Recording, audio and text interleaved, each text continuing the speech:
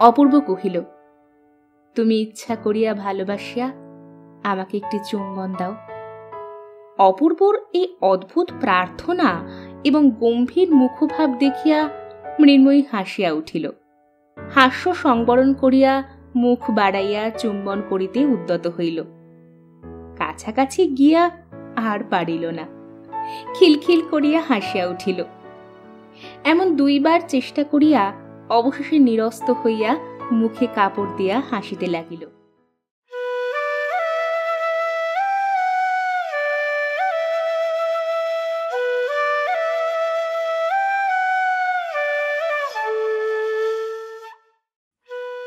নমস্কার, আমি মৌটুসী। বাংলার গল্পগাথায় আপনাদের সকলকে স্বাগত জানাই।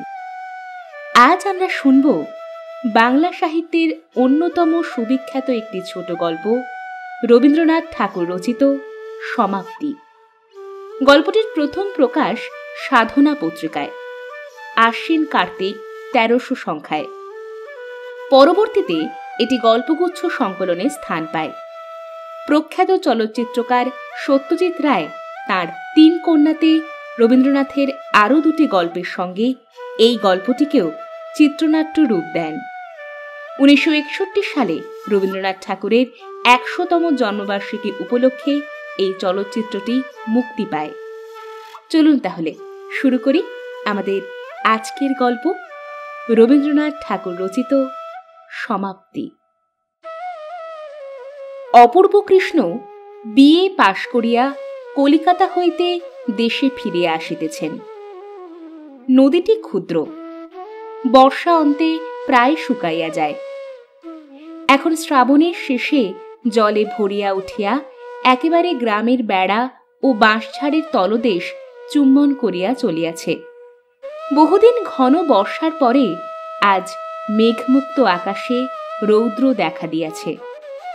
নৌকায় আসীন অপূর্ব কৃষ্ণের মনের ভিতরকার একখানি ছবি যদি দেখিতে পাইতাম, তবে দেখিতাম সেখানেও এই যুবকের মানস নদী নববর্ষায় কুলে কুলে ভরিয়া আলোকে জলজল এবং বাতাসে ছলছল করিয়া উঠিতেছে। নৌকা যথাস্থানে ঘাটে আসিয়া লাগিল। নদী তীর হইতে অপূর্বদের বাড়ির পাকা ছাদ গাছের অন্তরাল দিয়া দেখা যাইতেছে। অপূর্বের আগমন সংবাদ বাড়ির কেহ জানিত না, সেজন্য ঘাটে লোক আসে নাই। মাঝি ব্যাগ লইতে উদ্যত হইলে অপূর্ব তাহাকে নিবারণ করিয়া নিজেই ব্যাগ হাতে লইয়া আনন্দ ভরে তাড়াতাড়ি নামিয়া পড়িল। নামিবা মাত্র তীরে ছিল পিছল। ব্যাগ সমেত অপূর্ব কাদায় পড়িয়া গেল। যেমন পড়া অমনি কোথা হইতে এক সুমিষ্ট উচ্চ কণ্ঠে তরল হাস্যলহরী উচ্ছ্বসিত হইয়া নিকটবর্তী অশ্বত্থ গাছের পাখিগুলিকে সচকিত করিয়া দিল। অপূর্ব অত্যন্ত লজ্জিত হইয়া তাড়াতাড়ি আত্মসংবরণ করিয়া চাহিয়া দেখিল তীরে মহাজনের নৌকা হইতে নূতন ইট রাশিকৃত করিয়া নামাইয়া রাখা হইয়াছে। তাহারই উপরে বসিয়া একটি মেয়ে হাস্যাবেগে এখনই শতধা হইয়া যাইবে এমনই মনে হইতেছে। অপূর্ব চিনিতে পারিল তাহাদেরই নূতন প্রতিবেশিনীর মেয়ে মৃন্ময়ী। দূরে বড় নদীর ধারে ইহাদের বাড়ি ছিল। সেখানে নদীর ভাঙনে দেশ ত্যাগ করিয়া বছর 2-3 হইল এই গ্রামে আসিয়া বাস করিতেছে। এই মেয়েটির অখ্যাতির কথা অনেক শুনিতে পাওয়া যায়। পুরুষ গ্রামবাসীরা স্নেহভরে ইহাকে পাগলি বলে, কিন্তু গ্রামের গৃহিণীরা ইহার উশৃঙ্খল স্বভাবে সর্বদা ভীত, চিন্তিত, শঙ্কান্বিত। গ্রামের যত ছেলেদের সহিতই ইহার খেলা। সমবয়সী মেয়েদের প্রতি অবজ্ঞার সীমা নাই। শিশুরাজ্যে এই মেয়েটি একটি ছোটখাটো বর্গীর উপদ্রব বলিলেই হয়। বাপের আদরের মেয়ে কিনা, সেই জন্য ইহার এতটা দুর্দান্ত প্রতাপ। এই সম্বন্ধে বন্ধুদের নিকট মৃন্ময়ীর মা স্বামীর বিরুদ্ধে সর্বদা অভিযোগ করিতে ছাড়িত না। অথচ বাপ ইহাকে ভালোবাসে, বাপ কাছে থাকিলে মৃন্ময়ীর চোখের অশ্রুবিন্দু তাহার অন্তরে বড়ই বাজিত। ইহাই মনে করিয়া প্রবাসী স্বামীকে স্মরণপূর্বক মৃন্ময়ীর মা মেয়েকে কিছুতেই কাঁদাইতে পারিত না। মৃন্ময়ী দেখিতে শ্যামবর্ণ, ছোট কোঁকড়া চুল পিঠ পর্যন্ত পড়িয়াছে, ঠিক যেন বালকের মতো মুখের ভাব। মস্ত মস্ত দুটি কালো চক্ষুতে না আছে লজ্জা, না আছে ভয়, না আছে হাবভাব লীলার লেশ মাত্র।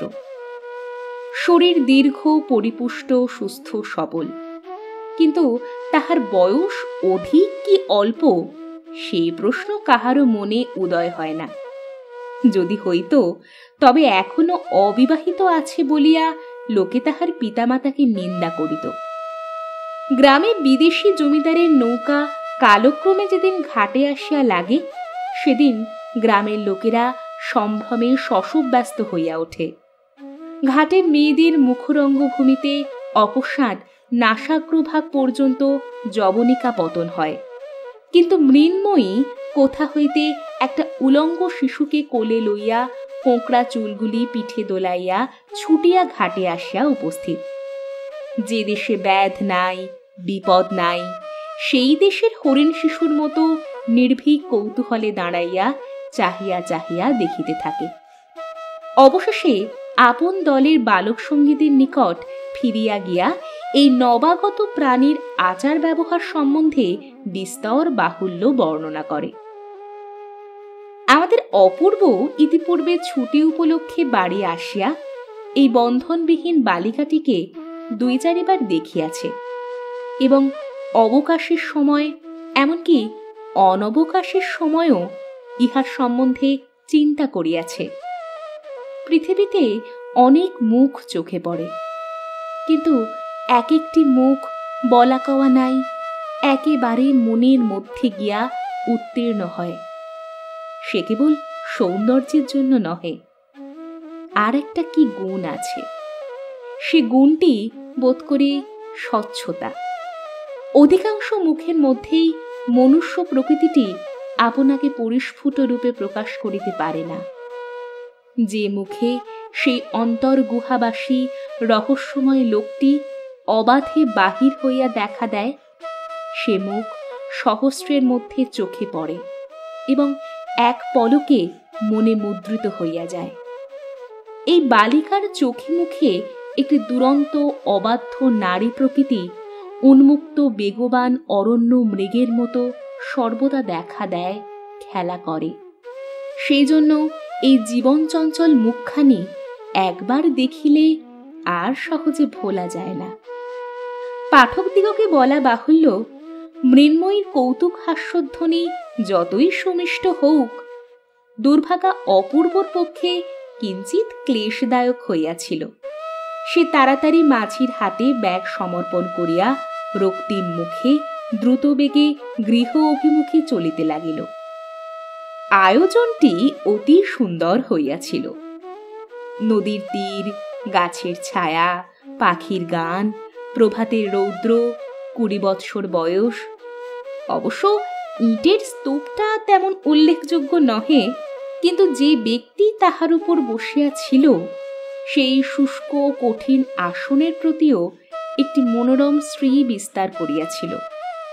হায়, এমন দৃশ্যের মধ্যে প্রথম পদক্ষেপ মাত্রেই যে সমস্ত পবিত্র প্রহসনে পরিণত হয়, ইহা অপেক্ষা অদৃষ্টের নিষ্ঠুরতা আর কি হইতে পারে। সেই ইষ্টক শিখর হইতে প্রবাহমান হাস্যধ্বনি শুনিতে শুনিতে চাদরে ও ব্যাগে কাদা মাখিয়া গাছের ছায়া দিয়া অপূর্ব বাড়িতে গিয়া উপস্থিত হইল। অকস্মাৎ পুত্রের আগমনে তাহার বিধবা মাতা পুলকিত হইয়া উঠিলেন। তৎক্ষণাৎ ক্ষীর, দহি, রুই মাছের সন্ধানে দূরে নিকটে লোক দৌড়িল এবং পাড়া প্রতিবেশীর মধ্যেও একটা আন্দোলন উপস্থিত হইল।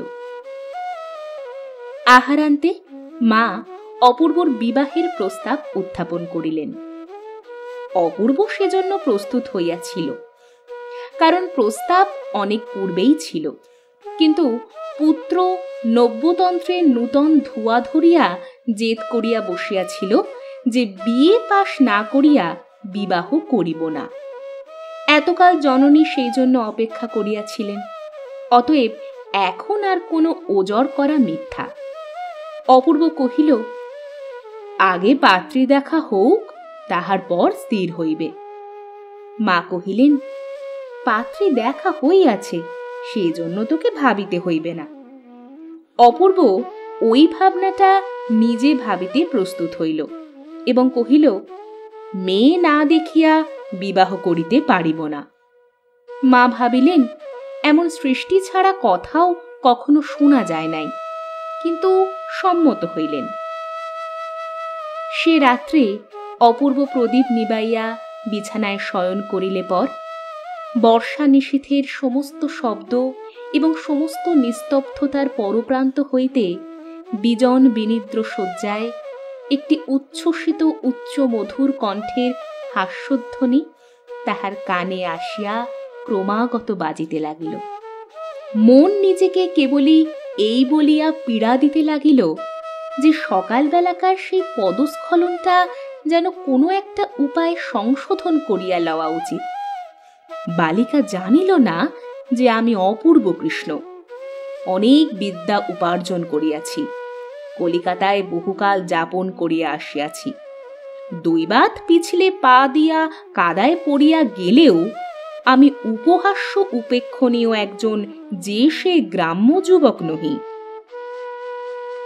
পরদিন অপূর্ব কোণে দেখিতে যাইবে। অধিক দূরে নহে, পাড়াতেই তাহাদের বাড়ি। একটু বিশেষ যত্নপূর্বক সাজ করিল। ধুতি ও চাদর ছাড়িয়া সিল্কের চাপকান জোব্বা, মাথায় একটা গোলাকার পাগড়ি এবং বার্নিশ করা একজোড়া জুতা পায়ে দিয়া সিল্কের ছাতা হস্তে প্রাতঃকালে বাহির হইল। সম্ভাবিত শ্বশুর বাড়িতে পদার্পণ করিবা মাত্র মহা সমারোহ সমাদরের ঘটা পড়িয়া গেল। অবশেষে যথাকালে কম্পিত হৃদয় মেয়েটিকে ঝাড়িয়া মুছিয়া রং করিয়া খোঁপায় রাংতা জড়াইয়া একখানি পাতলা রঙিন কাপড়ে মুড়িয়া বরের সম্মুখে আনিয়া উপস্থিত করা হইল। সে এক কোণে নীরবে মাথা প্রায় হাঁটুর কাছে ঠেকাইয়া বসিয়া রহিল এবং এক প্রৌঢ়া দাসী তাহাকে সাহস দিবার জন্য পশ্চাতে উপস্থিত রহিল।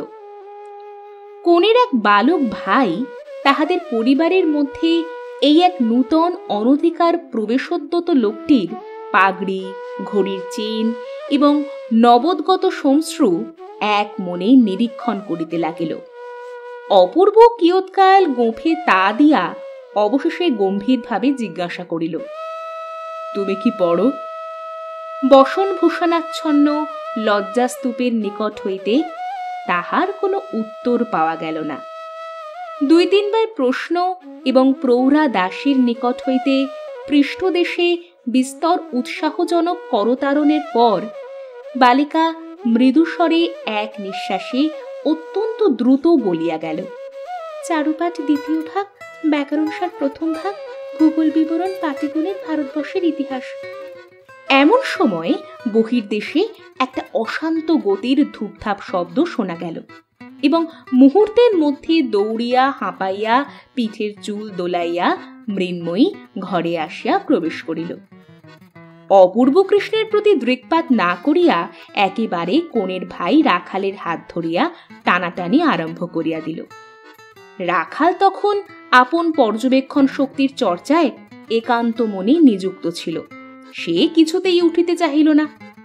দাসীটি তাহার সংযত কণ্ঠস্বরের মৃদুতা রক্ষার প্রতি দৃষ্টি রাখিয়া যথাসাধ্য তীব্রভাবে মৃন্ময়ীকে ভৎসনা করিতে লাগিল। অপূর্ব কৃষ্ণ আপনার সমস্ত গাম্ভীর্য এবং গৌরব একত্র করিয়া পাগড়ি পরা মস্তকে অভ্রবেদী হইয়া বসিয়া রহিল এবং পেটের কাছে ঘড়ির চেন নাড়িতে লাগিল।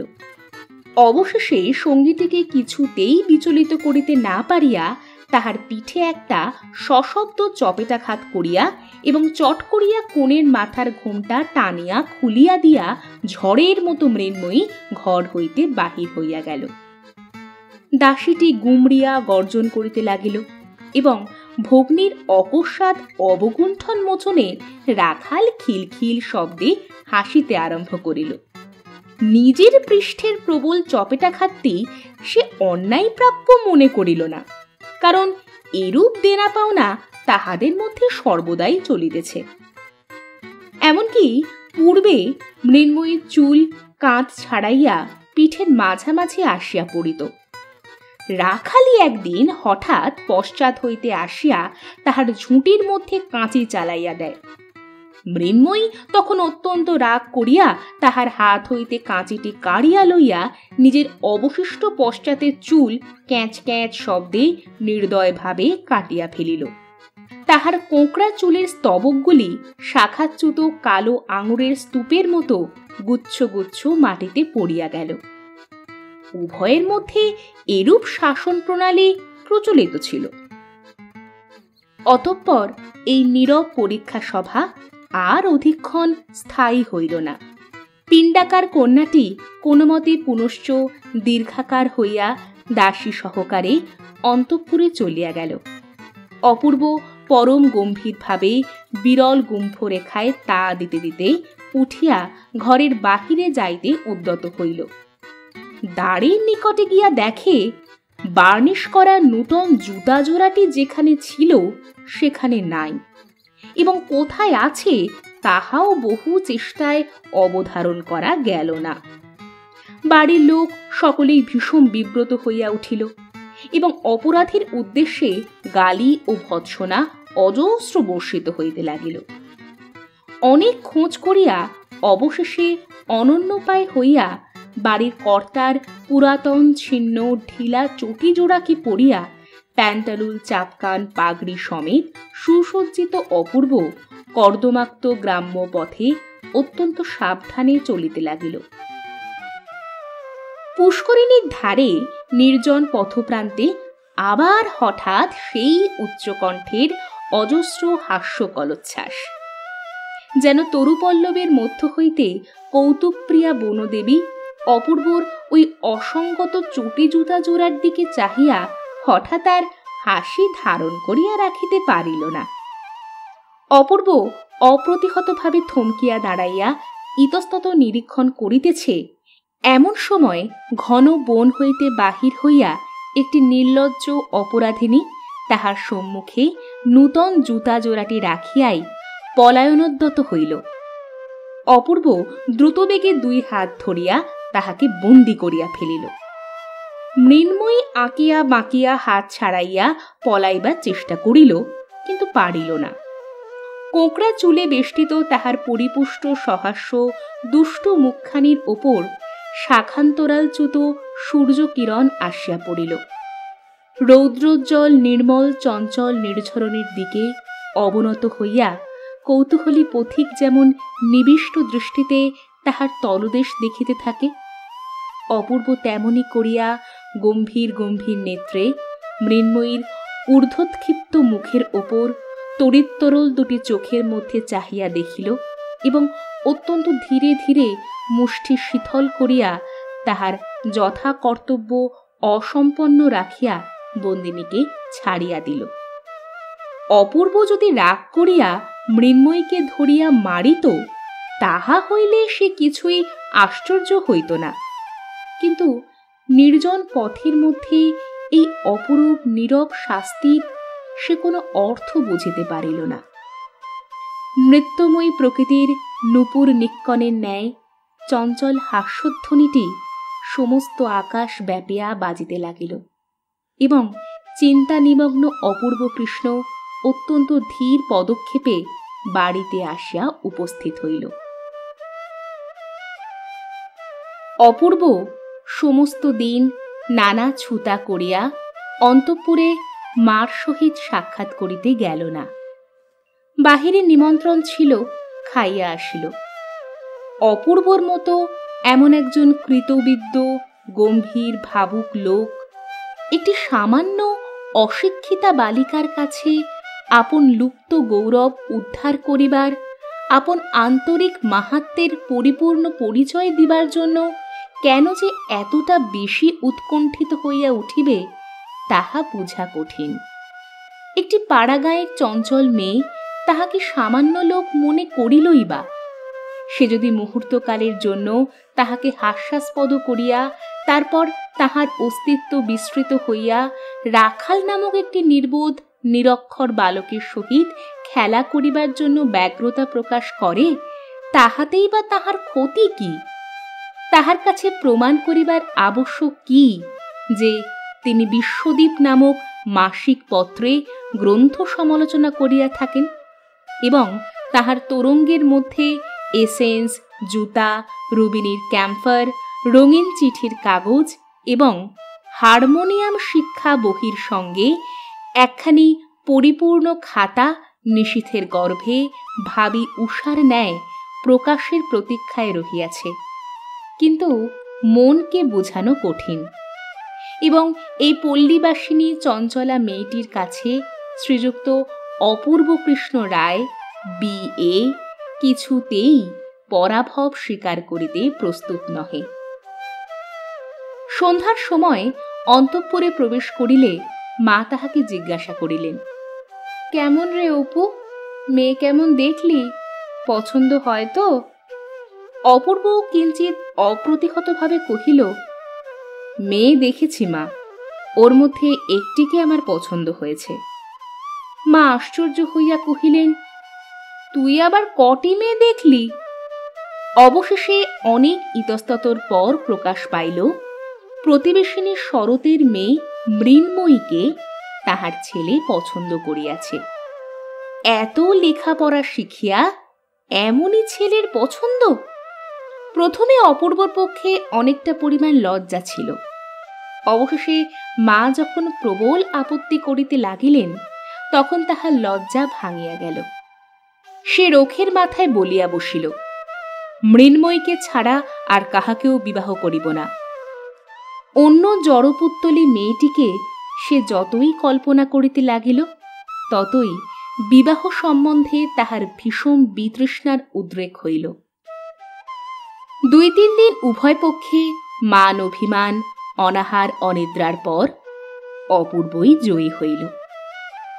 মা মনকে বোঝাইলেন যে মৃন্ময়ী ছেলে মানুষ এবং মৃন্ময়ীর মা উপযুক্ত শিক্ষাদানে অসমর্থ।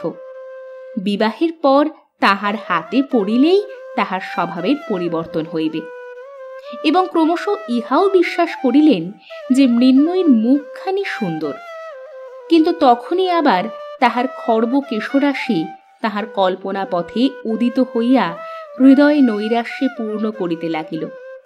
তথাপি আশা করিলেন দৃঢ় করিয়া চুল বাঁধিয়া এবং জবজবে করিয়া তেল লেপিয়া কালে এ ত্রুটিও সংশোধন হইতে পারিবে। পাড়ার লোকে সকলেই অপূর্বর এই পছন্দটিকে অপূর্ব পছন্দ বলিয়া নামকরণ করিল। পাগলি মৃন্ময়ীকে অনেকেই ভালোবাসিত, কিন্তু তাই বলিয়া নিজের পুত্রের বিবাহযোগ্যা বলিয়া কেহ মনে করিত না। মৃন্ময়ীর বাপ ঈশান মজুমদারকে যথাকালে সংবাদ দেওয়া হইল। সে কোনো একটি স্টিমার কোম্পানির কেরানি রূপে দূরে নদী তীরবর্তী একটি ক্ষুদ্র স্টেশনে একটি ছোট টিনের ছাদ বিশিষ্ট কুটিরে মাল ওঠানো নামানো এবং টিকিট বিক্রয় কার্যে নিযুক্ত ছিল। তাহার মৃন্ময়ীর বিবাহ প্রস্তাবে 2 চক্ষু বাহিয়া জল পড়িতে লাগিল। তাহার মধ্যে কতখানি দুঃখ এবং কতখানি আনন্দ ছিল পরিমাণ করিয়া বলিবার কোনো উপায় নাই। কন্যার বিবাহ উপলক্ষে ঈশান হেড অফিসের সাহেবের নিকট ছুটি প্রার্থনা করিয়া দরখাস্ত দিল। সাহেব উপলক্ষটা নিতান্তই তুচ্ছ জ্ঞান করিয়া ছুটি নামঞ্জুর করিয়া দিলেন। তখন পূজার সময় 1 সপ্তাহ ছুটি পাইবার সম্ভাবনা জানাইয়া সে পর্যন্ত বিবাহ স্থগিত রাখিবার জন্য দেশে চিঠি লিখিয়া দিল। কিন্তু অপূর্বর মা কহিল, এই মাসে দিন ভালো আছে, আর বিলম্ব করিতে পারিব না।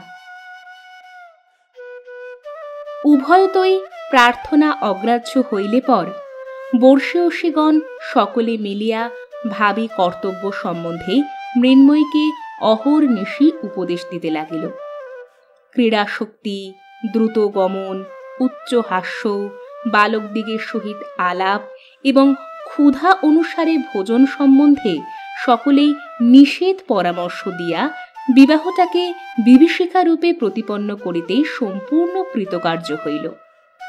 উৎকণ্ঠিত শঙ্কিত হৃদয় মৃন্ময়ী মনে করিল তাহার যাবজ্জীবন কারাদণ্ড এবং তদবসানে ফাঁসির হুকুম হইয়াছে। সে দুষ্ট পণি ঘোড়ার মতো ঘাড় বাঁকাইয়া পিছু হটিয়া বলিয়া বসিল, আমি বিবাহ করিব না। কিন্তু তথাপি বিবাহ করিতে হইল। তারপরে শিক্ষা আরম্ভ হইল। এক রাত্রির মধ্যে মৃন্ময়ীর সমস্ত পৃথিবী অপূর্বর মার অন্তঃপুরে আসিয়া আবদ্ধ হইয়া গেল। শাশুড়ি সংশোধন কার্যে প্রবৃত্ত হইলেন। অত্যন্ত কঠিন মুখ করিয়া কহিলেন, দেখো বাছা, তুমি কিছু আর কচি খুকি নও। আমাদের ঘরে অমন বেহায়াপনা করিলে চলিবে না। শাশুড়ি যেভাবে বলিলেন মৃন্ময়ী সেভাবে কথাটা গ্রহণ করিল না। সে ভাবিল এ ঘরে যদি না চলে তবে বুঝি অন্যত্র যাইতে হইবে। অপরাহ্নে তাহাকে আর দেখা গেল না। কোথায় গেল খোঁজ পড়িল। অবশেষে বিশ্বাসঘাতক রাখাল তাহাকে তাহার গোপন স্থান হইতে ধরাইয়া দিল। সে বটতলায় রাধাকান্ত ঠাকুরের পরিত্যক্ত ভাঙা রথের মধ্যে গিয়া বসিয়াছিল। শাশুড়ি, মা এবং পাড়ার সমস্ত হিতৈষিণীগণ মৃন্ময়ীকে যেরূপ লাঞ্ছনা করিল তাহা পাঠকগণ এবং পাঠিকাগণ সহজেই কল্পনা করিতে পারিবেন। রাত্রে ঘন মেঘ করিয়া ঝুপঝুপ শব্দে বৃষ্টি হইতে আরম্ভ হইল।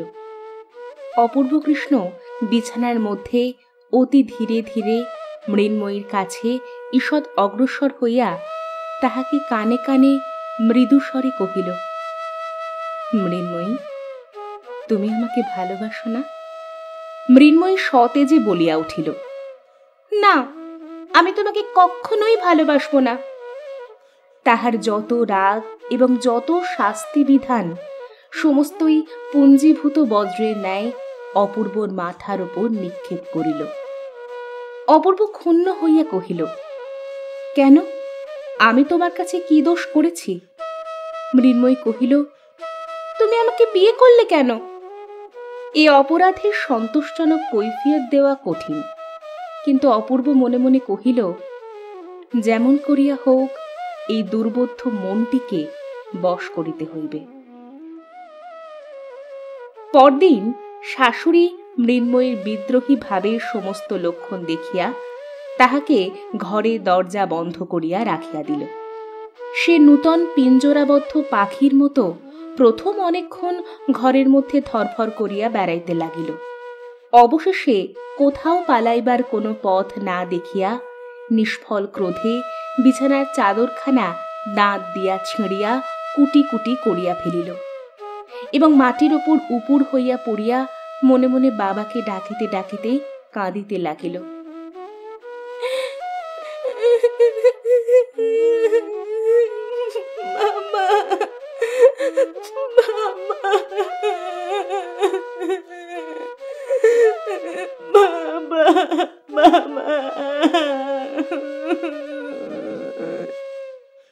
এমন সময় ধীরে ধীরে কে তাহার পাশে আসিয়া বসিল। সস্নেহে তাহার ধূলিলুণ্ঠিত চুলগুলি কপালের উপর হইতে তুলিয়া দিবার চেষ্টা করিল। মৃন্ময়ী সবলে মাথা নাড়িয়া তাহার হাত সরাইয়া দিল। অপূর্ব কানের কাছে মুখ নত করিয়া মৃদুস্বরে কহিল, আমি লুকিয়ে দরজা খুলে দিয়েছি, এসো আমরা খিড়কির বাগানে পালিয়ে যাই। মৃন্ময়ী প্রবল বেগে মাথা নাড়িয়া সরোদনে কহিল, না।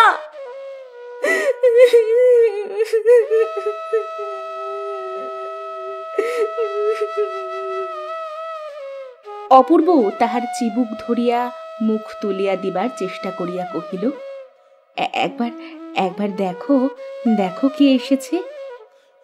রাখাল ভূপতিত মৃন্ময়ীর দিকে চাহিয়া হতবুদ্ধির ন্যায় দ্বারের কাছে দাঁড়াইয়াছিল। মৃন্ময়ী মুখ না তুলিয়া অপূর্বর হাত ঠেলিয়া দিল। অপূর্ব কহিল, রাখাল তোমার সঙ্গে খেলা করতে এসেছে, খেলতে যাবে? সে বিরক্তি উচ্ছ্বসিত স্বরে কহিল, না।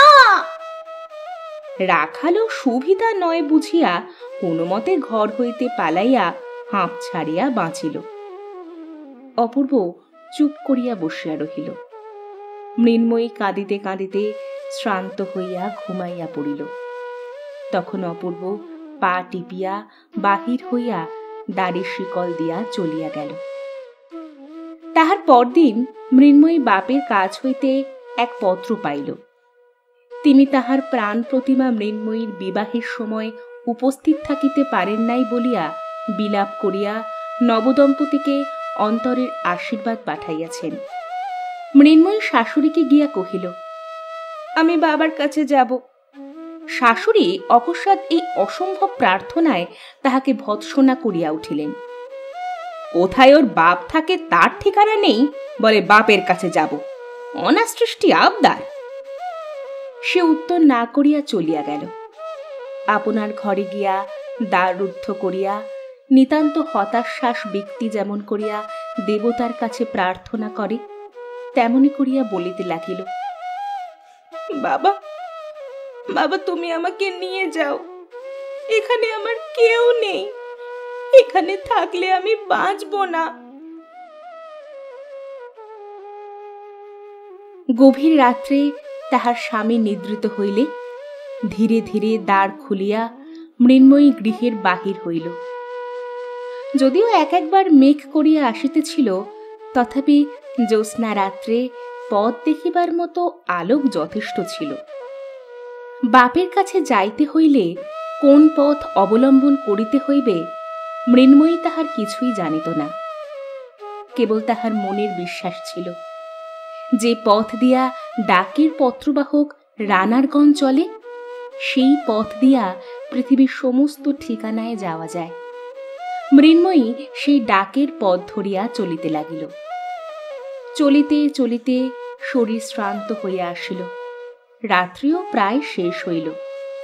বনের মধ্যে যখন উসকুস করিয়া অনিশ্চিত সুরে দুটো একটি পাখি ডাকিবার উপক্রম করিতেছে, অথচ নিঃসংশয়ে সময় নির্ণয় না করিতে পারিয়া ইতস্তত করিতেছে, তখন মৃন্ময়ী পথের শেষে নদীর ধারে একটা বৃহৎ বাজারের মতো স্থানে আসিয়া উপস্থিত হইল। অতঃপর কোন দিকে যাইতে হইবে ভাবিতেছে, এমন সময় পরিচিত ঝমঝম শব্দ শুনিতে পাইল। চিঠির থলে কাঁধে করিয়া ঊর্ধ্বশ্বাসে ডাকে রানার আসিয়া উপস্থিত হইল। মৃন্ময়ী তাড়াতাড়ি তাহার কাছে গিয়া কাতর শ্রান্ত স্বরে কহিল, কুশিগঞ্জে আমি বাবার কাছে যাব, আমাকে তুমি সঙ্গে নিয়ে চলো না। সে কহিল, কুশিগঞ্জ কোথায় আমি জানি নে। এই বলিয়া ঘাটে বাঁধা ডাক নৌকার মাঝিকে জাগাইয়া দিয়া নৌকা ছাড়িয়া দিল। তাহার দয়া করিবার বা প্রশ্ন করিবার সময় নাই। দেখিতে দেখিতে হাট এবং বাজার সজাগ হইয়া উঠিল। মৃন্ময়ী ঘাটে নামিয়া একজন মাঝিকে ডাকিয়া কহিল, মাঝি, আমাকে কুশিগঞ্জে নিয়ে যাবে? মাঝি তাহার উত্তর দিবার পূর্বেই পাশের নৌকা হইতে একজন বলিয়া উঠিল, আরে কে ও? মিনুমা, তুমি এখানে কোথা থেকে? মৃন্ময়ী উচ্ছ্বসিত ব্যগ্রতার সহিত বলিয়া উঠিল, বনমালী, আমি কুশিগঞ্জে বাবার কাছে যাব, আমাকে তোর নৌকায় নিয়ে চল। বনমালী তাহাদের গ্রামের মাঝি। সেই উশৃঙ্খল প্রকৃতি বালিকাটিকে বিলক্ষণ চিনিত। সে কহিল, বাবার কাছে যাবে? সে তো বেশ কথা, চলো, আমি তোমাকে নিয়ে যাচ্ছি। মৃন্ময়ী নৌকায় উঠিল। মাঝি নৌকা ছাড়িয়া দিল। মেঘ করিয়া মুষলধারে বৃষ্টি আরম্ভ হইল। ভাদ্র মাসের পূর্ণ নদী ফুলিয়া ফুলিয়া নৌকা দোলাইতে লাগিল। মৃন্ময়ীর সমস্ত শরীর নিদ্রায় আচ্ছন্ন হইয়া আসিল। অঞ্চল পাতিয়া সে নৌকার মধ্যে শয়ন করিল এবং এই দুরন্ত বালিকা নদী দোলায় প্রকৃতির স্নেহপালিত শান্ত শিশুটির মতো অকাতরে ঘুমাইতে লাগিল। জাগিয়া উঠিয়া দেখিল সে তাহার শ্বশুর বাড়িতে খাটে শুইয়া আছে। তাহাকে জাগ্রত দেখিয়া ঝি বকিতে আরম্ভ করিল। ঝির কণ্ঠস্বরে শাশুড়ি আসিয়া অত্যন্ত কঠিন কঠিন করিয়া বলিতে লাগিলেন। মৃন্ময়ী বিস্ফারিত নেত্রে নীরবে তাহার মুখের দিকে চাহিয়া রহিল। অবশেষে তিনি যখন তাহার বাপের শিক্ষাদোষের ওপর কটাক্ষ করিয়া বলিলেন, তখন মৃন্ময়ী দ্রুত পদে পাশের ঘরে প্রবেশ করিয়া ভিতর হইতে শিকল বন্ধ করিয়া দিল। অপূর্ব লজ্জায় মাথা খাইয়া মাকে আসিয়া বলিল, মা, বউকে 2-1 দিনের জন্য একবার বাপের বাড়ি পাঠিয়ে দিতে দোষ কি? মা অপূর্বকে ন ভূত ন ভবিষ্যতি ভৎসনা করিতে লাগিলেন এবং দেশে এত মেয়ে থাকিতে বাছিয়া এই অস্থিদাহকারী দস্যু মেয়েকে ঘরে আনার জন্য তাহাকে যথেষ্ট গঞ্জনা করিলেন। সেদিন সমস্ত দিন বাহিরে ঝড় বৃষ্টি এবং ঘরের মধ্যেও অনুরূপ দুর্যোগ চলিতে লাগিল। তাহার পরদিন গভীর রাত্রে অপূর্ব মৃন্ময়ীকে ধীরে ধীরে জাগ্রত করিয়া কহিল, মৃন্ময়ী, তোমার বাবার কাছে যাবে? মৃন্ময়ী সবেগে অপূর্বর হাত চাপিয়া ধরিয়া সচকিত হইয়া কহিল, যাব। অপূর্ব চুপি চুপি কহিল, তবে এসো, আমরা দুজনে আস্তে আস্তে পালিয়ে যাই। আমি ঘাটে নৌকা ঠিক করে রেখেছি। মৃন্ময়ী অত্যন্ত সকৃতজ্ঞ হৃদয়ে একবার স্বামীর মুখের দিকে চাহিল। তাহার পর তাড়াতাড়ি উঠিয়া কাপড় ছাড়িয়া বাহির হইবার জন্য প্রস্তুত হইল। অপূর্ব তাহার মাতার চিন্তা দূর করিবার জন্য একখানি পত্র রাখিয়া দুইজনে বাহির হইল। মৃন্ময়ী সেই অন্ধকার রাত্রে জনশূন্য নিস্তব্ধ নির্জন গ্রামপথে এই প্রথম স্বেচ্ছায় আন্তরিক নির্ভরের সহিত স্বামীর হাত ধরিল। তাহার হৃদয়ের আনন্দ উদ্বেগ সেই সুকোমল স্পর্শযোগে তাহার স্বামীর শিরার মধ্যে সঞ্চারিত হইতে লাগিল। নৌকা সেই রাত্রেই ছাড়িয়া দিল। অশান্ত হর্ষোচ্ছ্বাস সত্ত্বেও অনতি বিলম্বেই মৃন্ময়ী ঘুমাইয়া পড়িল। পরদিন কি মুক্তি, কি আনন্দ! দুই ধারে কত গ্রাম, বাজার, শস্যক্ষেত, বন, দুই ধারে কত নৌকা যাতায়াত করিতেছে। মৃন্ময়ী প্রত্যেক তুচ্ছ বিষয়ে স্বামীকে সহস্রবার করিয়া প্রশ্ন করিতে লাগিল। ওই নৌকায় কি আছে, উহারা কোথা হইতে আসিয়াছে, এই জায়গার নাম কি, এমন সকল প্রশ্ন যাহার উত্তর অপূর্ব কোনো কলেজের বহিতে পায় নাই এবং যাহা তাহার কলিকাতার অভিজ্ঞতায় কুলাইয়া ওঠে না। বন্ধুগণ শুনিয়া লজ্জিত হইবেন, অপূর্ব এই সকল প্রশ্নের প্রত্যেকটারই উত্তর করিয়াছিল এবং অধিকাংশ উত্তরের সহিত সত্যের ঐক্য হয় নাই। যথা, সে তিলের নৌকাকে তিসির নৌকা, পাঁচবেড়েকে রায়নগর এবং মুন্সেফের আদালতকে জমিদারি কাছারি বলিতে কিছুমাত্র কুণ্ঠিত বোধ করে নাই এবং এই সমস্ত ভ্রান্ত উত্তরে বিশ্বস্ত হৃদয়ে প্রশ্নকারিণীর সন্তোষের তিলমাত্র ব্যাঘাত জন্মায় নাই। পরদিন সন্ধ্যাবেলায় নৌকা কুশিগঞ্জে গিয়া পৌঁছিল। টিনের ঘরে একখানি ময়লা চৌকো কাঁচের লণ্ঠনে তেলের বাতি জ্বালাইয়া ছোট ডেস্কের ওপর একখানি চামড়ায় বাঁধা মস্ত খাতা রাখিয়া গা খোলা ঈশানচন্দ্র টুলের ওপর বসিয়া হিসাব লিখিতেছিলেন। এমন সময় নবদম্পতি ঘরের মধ্যে প্রবেশ করিল। মৃন্ময়ী ডাকিল, বাবা। সে ঘরে এমন কণ্ঠধ্বনি এমন করিয়া কখনো ধ্বনিত হয় নাই। ঈশানের চোখ দিয়া দরদর করিয়া অশ্রু পড়িতে লাগিল। সে কি বলিবে, কি করিবে কিছুই ভাবিয়া পাইল না। তাহার মেয়ে এবং জামাই যেন সাম্রাজ্যের যুবরাজ এবং যুবরাজ মহিষী। এই সমস্ত পাটের বস্তার মধ্যে তাহাদের উপযুক্ত সিংহাসন কেমন করিয়া নির্মিত হইতে পারে, ইহাই যেন তাহার দিশাহারা বুদ্ধি ঠিক করিয়া উঠিতে পারিল না। তাহার পর আহারের ব্যাপার, সেও এক চিন্তা। দরিদ্র কেরানি নিজ হস্তে ডাল ভাতে ভাত পাক করিয়া খায়। আজ এই এমন আনন্দের দিনে সে কি করিবে, কি খাওয়াইবে? মৃন্ময়ী কহিল, বাবা, আজ আমরা সকলে মিলিয়া রাঁধিব। অপূর্ব এই প্রস্তাবে সাতিশয় উৎসাহ প্রকাশ করিল।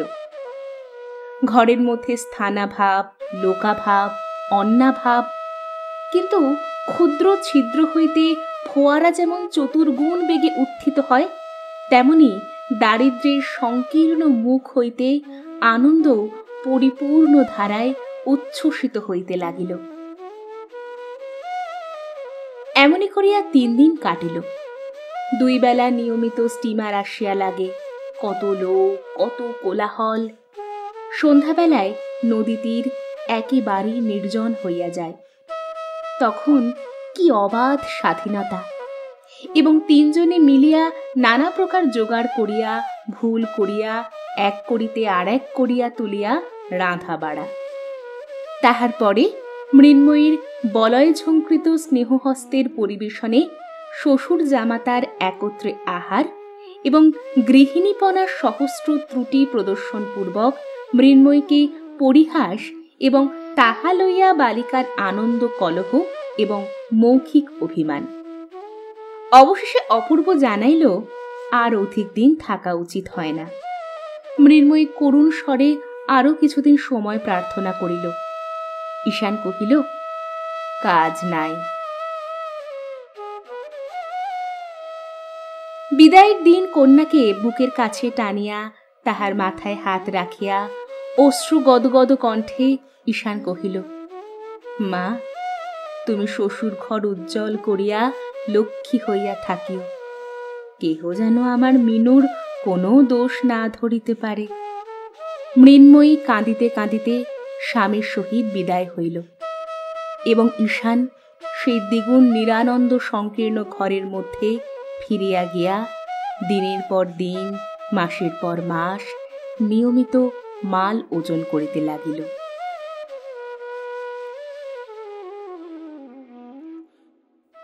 এই অপরাধী যুগল গৃহে ফিরিয়া আসিলে মা অত্যন্ত গম্ভীরভাবে রহিলেন, কোনো কথা কহিলেন না। কাহারও ব্যবহারের প্রতি এমন কোনো দোষারোপ করিলেন না যাহা সে স্খলন করিতে চেষ্টা করিতে পারে। এই নীরব অভিযোগ, নিস্তব্ধ অভিমান লৌহ ভারের মতো সমস্ত ঘরকন্যার ওপর অটলভাবে চাপিয়া রহিল।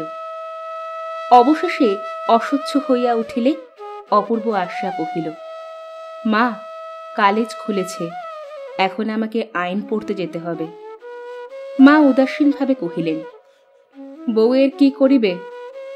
অপূর্ব কহিল, বউ এখানেই থাক। মা কহিলেন, না বাপু, কাজ নাই, তুমি তাকে তোমার সঙ্গেই নিয়ে যাও। সচরাচর মা অপূর্বকে তুই সম্ভাষণ করিয়া থাকেন। অপূর্ব অভিমান ক্ষুণ্ণ স্বরে কহিল, আচ্ছা। কলিকাতা যাইবার আয়োজন পড়িয়া গেল। যাইবার আগে রাত্রে অপূর্ব বিছানায় আসিয়া দেখিল মৃন্ময়ী কাঁদিতেছে। হঠাৎ তাহার মনে আঘাত লাগিল। বিষণ্ণ কণ্ঠে কহিল, মৃন্ময়ী, আমার সঙ্গে কলকাতায় যেতে তোমার ইচ্ছে করছে না?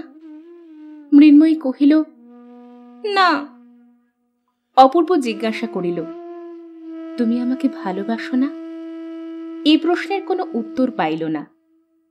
অনেক সময় এই প্রশ্নটির উত্তর অতিশয় সহজ, কিন্তু আবার এক এক সময় ইহার মধ্যে মনস্তত্ত্ব ঘটিত এত জটিলতর সংস্রব থাকে যে বালিকার নিকট হইতে তাহার উত্তর প্রত্যাশা করা যায় না। অপূর্ব প্রশ্ন করিল, রাখালকে ছেড়ে যেতে তোমার মন কেমন করছে? মৃন্ময়ী অনায়াসে উত্তর করিল, হ্যাঁ। বালক রাখালের প্রতি এই বিয়ে পরীক্ষোত্তীর্ণ কৃতবিদ্য যুবকের সূচির মতো অতি সূক্ষ্ম অথচ অতি সুতীক্ষ্ণ ঈর্ষার উদয় হইল। কহিল, আমি অনেক কাল আর বাড়ি আসতে পারব না। এই সংবাদ সম্বন্ধে মৃন্ময়ীর কোনো বক্তব্য ছিল না। বোধহয় 2 বৎসর কিংবা তারও বেশি হতে পারে। মৃন্ময়ী আদেশ করিল, তুমি ফিরে আসবার সময় রাখালের জন্য একটা 3 মুখো রজাসের ছুরি কিনে নিয়ে এসো। অপূর্ব শয়ান অবস্থা হইতে ঈষৎ উত্থিত হইয়া কহিল, তুমি তাহলে এইখানেই থাকবে? মৃন্ময়ী কহিল, হ্যাঁ, আমি মায়ের কাছে গিয়ে থাকব।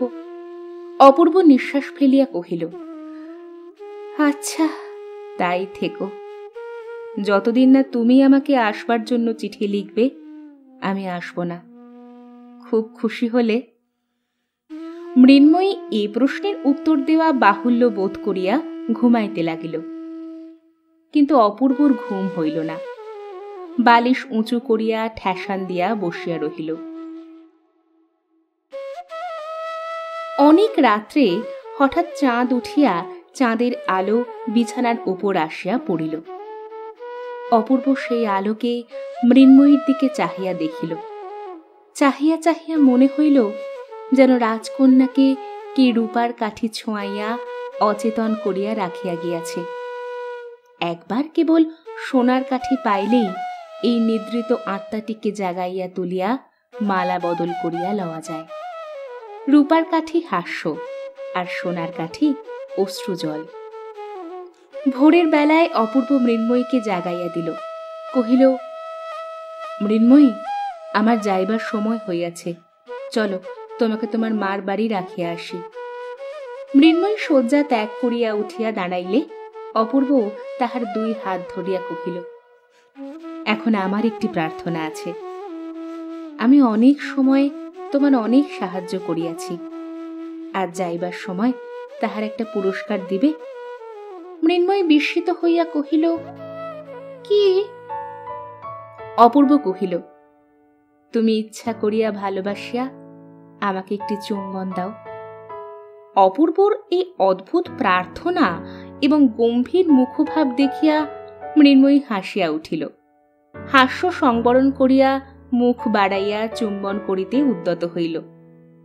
কাছাকাছি গিয়া আর পারিল না, খিলখিল করিয়া হাসিয়া উঠিল।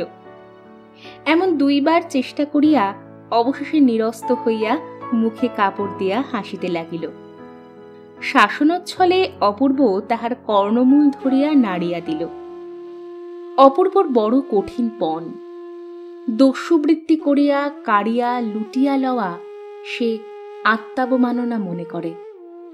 সে দেবতার ন্যায় সগৌরবে থাকিয়া স্বেচ্ছান্বিত উপহার চায়, নিজের হাতে কিছুই তুলিয়া লইবে না। মৃন্ময়ী আর হাসিল না। তাহাকে প্রত্যুষের আলোকে নির্জন পথ দিয়া তাহার মার বাড়ি রাখিয়া অপূর্ব গৃহে আসিয়া মাতাকে কহিল, ভাবিয়া দেখিলাম বউকে আমার সঙ্গে কলিকাতায় লইয়া গেলে আমার পড়াশোনার ব্যাঘাত হইবে। সেখানে উহারও কেহ সঙ্গিনী নাই। তুমি তো তাহাকে এ বাড়িতে রাখিতে চাও না, আমি তাই তাহার মার বাড়িতেই রাখিয়া আসিলাম। সুগভীর অভিমানের মধ্যে মাতা পুত্রের বিচ্ছেদ হইল।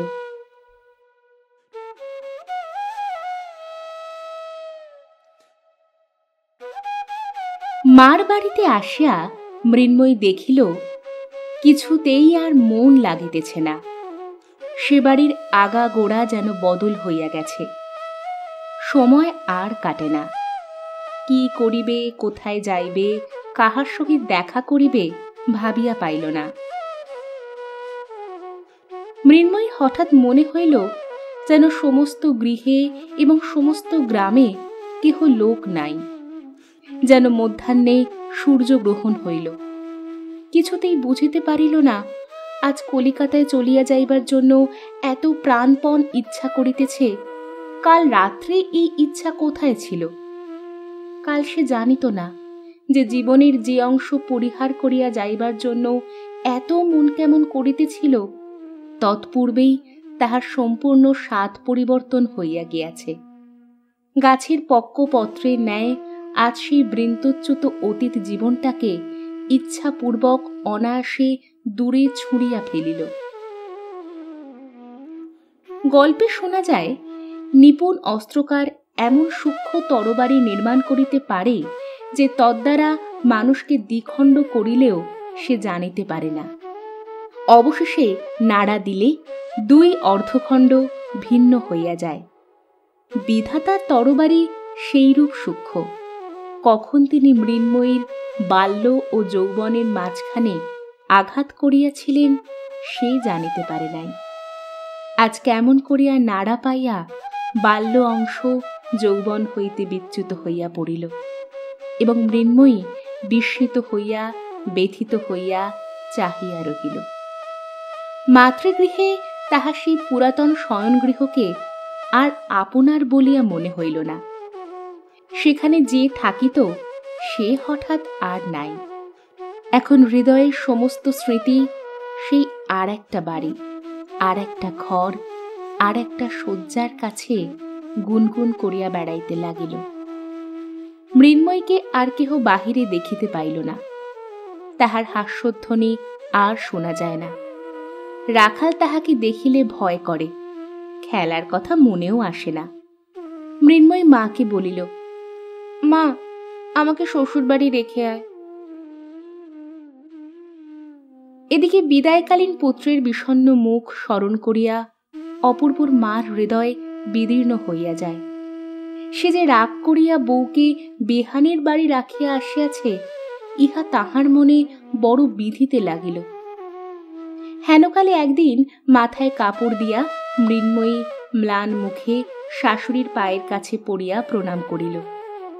শাশুড়ি তৎক্ষণাৎ ছলছল নেত্রে তাহাকে বক্ষে চাপিয়া ধরিলেন। মুহূর্তের মধ্যে উভয়ের মিলন হইয়া গেল। শাশুড়ি বধূর মুখের দিকে চাহিয়া আশ্চর্য হইয়া গেলেন। সেই মৃন্ময়ী আর নাই। এমন পরিবর্তন সাধারণত সকলের সম্ভব নহে। বৃহৎ পরিবর্তনের জন্য বৃহৎ বলের আবশ্যক। শাশুড়ি স্থির করিয়াছিলেন মৃন্ময়ীর দোষগুলি একটি একটি করিয়া সংশোধন করিবেন।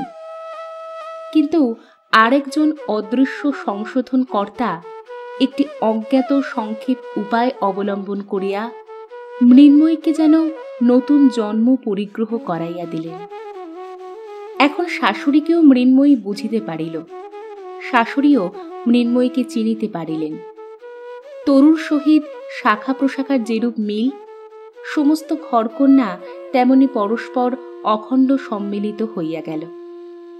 এই যে একটি গভীর স্নিগ্ধ বিশাল রমণী প্রকৃতি মৃন্ময়ীর সমস্ত শরীরে ও সমস্ত অন্তরে রেখায় রেখায় ভরিয়া ভরিয়া উঠিল, ইহাতে তাহাকে যেন বেদনা দিতে লাগিল। প্রথম আষাঢ়ের শ্যাম সজল নব মেঘের মতো তাহার হৃদয়ে একটি অশ্রুপূর্ণ বিস্তীর্ণ অভিমানের সঞ্চার হইল। সেই অভিমান তাহার চোখের ছায়াময় সুদীর্ঘ পল্লবের ওপর আর একটা গভীরতর ছায়া নিক্ষেপ করিল। সে মনে মনে বলিতে লাগিল, আমি আমাকে বুঝিতে পারি নাই বলিয়া তুমি আমাকে বুঝিলে না কেন? তুমি আমাকে শাস্তি দিলে না কেন? তোমার ইচ্ছানুসারে আমাকে চালনা করাইলে না কেন? আমি রাক্ষসী যখন তোমার সঙ্গে কলিকাতায় যাইতে চাহিলাম না, তুমি আমাকে জোর করিয়া ধরিয়া লইয়া গেলে না কেন? তুমি আমার কথা শুনিলে কেন? আমার অনুরোধ মানিলে কেন? আমার অবাধ্যতা সহিলে কেন? তাহার পর অপূর্ব যেদিন প্রভাতে পুষ্করিণী তীরের নির্জন পথে তাহাকে বন্দী করিয়া কিছু না বলিয়া একবার কেবল তাহার মুখের দিকে চাহিয়াছিল, সেই পুষ্করিণী, সেই পথ, সেই তরুতল, সেই প্রভাতের রৌদ্র এবং সেই হৃদয়ে ভারাবনত গভীর দৃষ্টি তাহার মনে পড়িল এবং হঠাৎ সে তাহার সমস্ত অর্থ বুঝিতে পারিল। তাহার পর সেই বিদায়ের দিনের যে চুম্বন অপূর্বর মুখের দিকে অগ্রসর হইয়া ফিরিয়া আসিয়াছিল, সেই অসম্পূর্ণ চুম্বন এখন মরু মরীচিকাভিমুখী তৃষ্ণার্ত পাখির ন্যায় ক্রমাগত সেই অতীত অবসরের দিকে ধাবিত হইতে লাগিল। কিছুতেই তাহার আর পিপাসা মিটিল না। এখন থাকিয়া থাকিয়া মনে কেবল উদয় হয়, আহা, অমুক সময়টিতে যদি এমন করিতাম, অমুক প্রশ্নের যদি এই উত্তর দিতাম, তখন যদি এমন হইত। অপূর্বর মনে এই বলিয়া ক্ষোভ জন্মিয়াছিল যে মৃন্ময়ী আমার সম্পূর্ণ পরিচয় পায় নাই। মৃন্ময়ীও আজ বসিয়া বসিয়া ভাবে, তিনি আমাকে কি মনে করিলেন, কি বুঝিয়া গেলেন। অপূর্ব তাহাকে যে দুরন্ত, চপল, অবিবেচক, নির্বোধ বালিকা বলিয়া জানিল, পরিপূর্ণ হৃদয়ামৃত ধারায় প্রেম পিপাসা মিটাইতে সক্ষম রমণী বলিয়া পরিচয় পাইল না, ইহাতেই সে পরিতাপে, লজ্জায়, ধিক্কারে পীড়িত হইতে লাগিল। চুম্বনের এবং সোহাগের সে ঋণগুলি অপূর্বর মাথার বালিশের ওপর পরিশোধ করিতে লাগিল। এমনই ভাবে কতদিন কাটিল। অপূর্ব বলিয়া গিয়াছিল, তুমি চিঠি না লিখিলে আমি বাড়ি ফিরিব না। মৃন্ময়ী তাহাই স্মরণ করিয়া একদিন ঘরে দ্বার রুদ্ধ করিয়া চিঠি লিখিতে বসিল। অপূর্ব তাহাকে যে সোনালি পাড় দেওয়া রঙিন কাগজ দিয়াছিল, তাহাই বাহির করিয়া বসিয়া ভাবিতে লাগিল। খুব যত্ন করিয়া ধরিয়া, লাইন বাঁকা করিয়া, অঙ্গুলিতে কালি মাখিয়া, অক্ষর ছোট বড় করিয়া, ওপরে কোনো সম্বোধন না করিয়া একেবারে লিখিল, তুমি আমাকে চিঠি লেখো না কেন? তুমি কেমন আছো? আর তুমি বাড়ি এসো। আর কি বলিবার আছে কিছুই ভাবিয়া পাইল না। আসল বক্তব্য কথা সবগুলোই বলা হইয়া গেল বটে, কিন্তু মনুষ্য সমাজে মনের ভাব আর একটু বাহুল্য করিয়া প্রকাশ করা আবশ্যক। মৃন্ময়ীও তাহা বুঝিল। এজন্য আরো অনেকক্ষণ ভাবিয়া ভাবিয়া আর কয়েকটা নূতন কথা যোগ করিয়া দিল। এইবার তুমি আমাকে চিঠি লিখো, আর কেমন আছো লিখো, আর বাড়ি এসো। মা ভালো আছেন, বিশু পুঁটি ভালো আছে, কাল আমাদের কালো গরুর বাছুর হয়েছে। এই বলিয়া চিঠি শেষ করিল। চিঠি লেফাফায় মুড়িয়া প্রত্যেক অক্ষরটির ওপর একটি ফোঁটা করিয়া মনের ভালোবাসা দিয়া লিখিল, শ্রীযুক্ত বাবু অপূর্ব কৃষ্ণ রায়। ভালোবাসা যতই দিক, তবু লাইন সোজা, অক্ষর সুছাঁদ এবং বানান শুদ্ধ হইল না। লেফাফায় নামটুকু ব্যতীত আরও যে কিছু লেখা আবশ্যক, মৃন্ময়ীর তাহা জানা ছিল না। পাছে শাশুড়ি অথবা আর কাহারও দৃষ্টিপথে পড়ে, সেই লজ্জায় চিঠিখানি একটি বিশ্বস্ত দাসীর হাত দিয়া ডাকে পাঠাইয়া দিল। বলা বাহুল্য, এ পত্রের কোনো ফল হইল না। অপূর্ব বাড়ি আসিল না।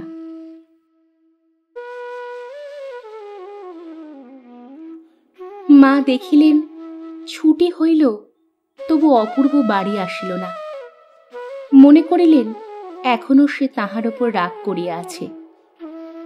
মৃন্ময়ীও স্থির করিল অপূর্ব তাহার উপর বিরক্ত হইয়া আছে।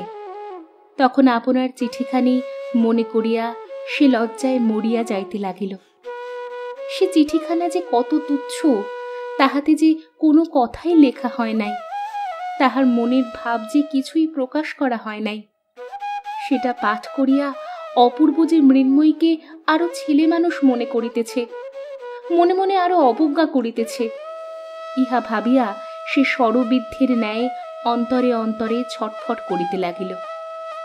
দাসীকে বারবার করিয়া জিজ্ঞাসা করিল, সে চিঠিখানা তুই কি ডাকে দিয়ে এসেছিস? দাসী তাহাকে সহস্রবার আশ্বাস দিয়া কহিল, হাঁ গো, আমি নিজের হাতে বাক্সের মধ্যে ফেলে দিয়েছি, বাবু তা একদিনে কোন কালে পেয়েছেন। অবশেষে অপূর্বর মা একদিন মৃন্ময়ীকে ডাকিয়া কহিলেন, বৌমা, অপু অনেকদিন তো বাড়ি এলো না, তাই মনে করছি কলকাতায় গিয়ে তাকে দেখে আসি গে, তুমি সঙ্গে যাবে? মৃন্ময়ী সম্মতিসূচক ঘাড় নাড়িল। এবং ঘরের মধ্যে আসিয়া দ্বার রুদ্ধ করিয়া বিছানার ওপর পড়িয়া বালিশখানা বুকের ওপর চাপিয়া ধরিয়া হাসিয়া নড়িয়া চড়িয়া মনের আবেগ উন্মুক্ত করিয়া দিল। তাহার পর ক্রমে গম্ভীর হইয়া বিষণ্ণ হইয়া আশঙ্কায় পরিপূর্ণ হইয়া বসিয়া কাঁদিতে লাগিল। অপূর্বকে কোনো খবর না দিয়া এই দুটি অনুতপ্তা রমণী তাহার প্রসন্নতা ভিক্ষা করিবার জন্য কলিকাতায় যাত্রা করিল। অপূর্বর মা সেখানে তাহার জামাই বাড়িতে গিয়া উঠিলেন। সেদিন মৃন্ময়ীর পত্রের প্রত্যাশায় নিরাশ হইয়া সন্ধ্যাবেলায় অপূর্ব প্রতিজ্ঞা ভঙ্গ করিয়া নিজেই তাহাকে পত্র লিখিতে বসিয়াছে। কোনো কথাই পছন্দ মতো হইতেছে না। এমন একটা সম্বোধন খুঁজিতেছে যাহাতে ভালোবাসাও প্রকাশ হয় অথচ অভিমানও ব্যক্ত করে। কথা না পাইয়া মাতৃভাষার ওপর অশ্রদ্ধা দৃঢ়তর হইতেছে। এমন সময়ে ভগ্নিপতির নিকট হইতে পত্র পাইল, মা আসিয়াছেন, শীঘ্র আসিবে এবং রাত্রে এইখানেই আহারাদি করিবে। সংবাদ সমস্ত ভালো। শেষ আশ্বাস সত্ত্বেও অপূর্ব অমঙ্গল শঙ্কায় বিমর্ষ হইয়া উঠিল। অবিলম্বে ভগ্নীর বাড়ি গিয়া উপস্থিত হইল। সাক্ষাৎ মাত্রই মাকে জিজ্ঞাসা করিল, মা, সব ভালো তো? মা কহিলেন, সব ভালো। তুই ছুটিতে বাড়ি গেলি না, তাই আমি তোকে নিতে এসেছি। অপূর্ব কহিল, সেজন্য এত কষ্ট করিয়া আসিবার কি আবশ্যক ছিল? আইন পরীক্ষার পড়াশোনা ইত্যাদি। আহারের সময় ভগ্নী জিজ্ঞাসা করিল, দাদা, এবার বউকে তোমার সঙ্গে আনলে না কেন? দাদা গম্ভীরভাবে কহিতে লাগিল, আইনের পড়াশোনা ইত্যাদি। ভগ্নিপতি হাসিয়া কহিল, ও সমস্ত মিথ্যা ওজোর, আমাদের ভয়ে আনতে সাহস হয় না। ভগ্নী কহিল, ভয়ঙ্কর লোকটাই বটে, ছেলে মানুষ হঠাৎ দেখলে আচমকা আঁতকে উঠতে পারে। এইভাবে হাস্য পরিহাস চলিতে লাগিল। কিন্তু অপূর্ব অত্যন্ত বিমর্ষ হইয়া রহিল। কোনো কথা তাহার ভালো লাগিতেছিল না। তাহার মনে হইতেছিল, সেই যখন মা কলিকাতায় আসিলেন, তখন মৃন্ময়ী ইচ্ছা করিলে অনায়াসে তাহার সহিত আসিতে পারিত। বোধহয় মা তাহাকে সঙ্গে আনিবার চেষ্টাও করিয়াছিলেন, কিন্তু সে সম্মত হয় নাই। এ সম্বন্ধে সংকোচবশত মাকে কোনো প্রশ্ন করিতে পারিল না।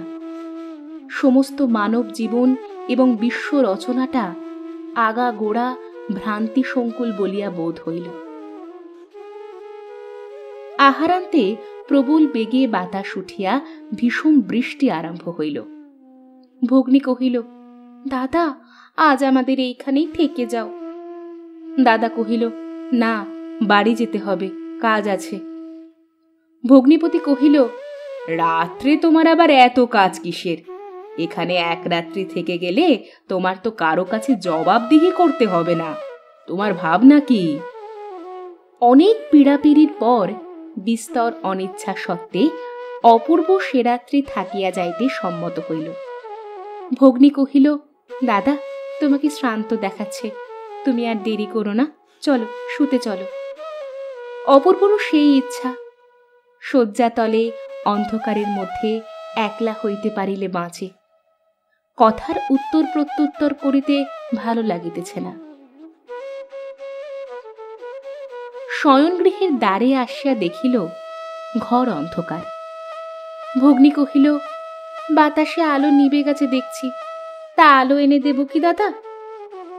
অপূর্ব কহিল, না, দরকার নেই, আমি রাত্রে আলো রাখিনি।